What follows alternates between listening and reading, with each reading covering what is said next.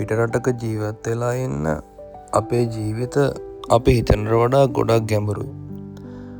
මොකද අපේ සිරුර මේ රටේ තිබුණත් හදවත තවමත් ගැහෙන්නේ අපි ඉපදුන රටේ. ඒ රටේ මතකයන් එක්ක. පිටරටක හම්බෙන හැම රුපියලක්ම ආදරණීයන්ගෙන් වෙන්වී සිටීමේ කඳුළු බිඳුවක් හැම මොහොතෙම හැඟව තියෙනවා. ඉතින් ආසුසට මන්දිර තිබුණත් මව්බිමේ මැටි මත දැනෙන සැනසීම මේ නාදුනන නගරවල කාටත් දැනෙන්නේ නැහැ. පවුල අයගේ සතුට වෙනුවෙන් තමන්ගේ සතුට පූජා කරන මිනිස්සු ජීවිතේ ජීවත් වෙන තැනක තමයි පිටරට කියන්නේ. ඒන පස්සේ දුවන මේ ජීවිතය අපිට අපිවම මැගහැරෙන වාර අනන්තයි.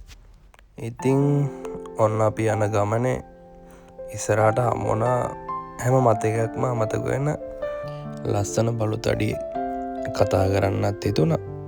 ඒත් අයිතිකාරයා ළඟ නිසා මුකුත් නොකියම එයාගේ වීඩියෝ එකක් විතරක් ගන්න හිතුණා.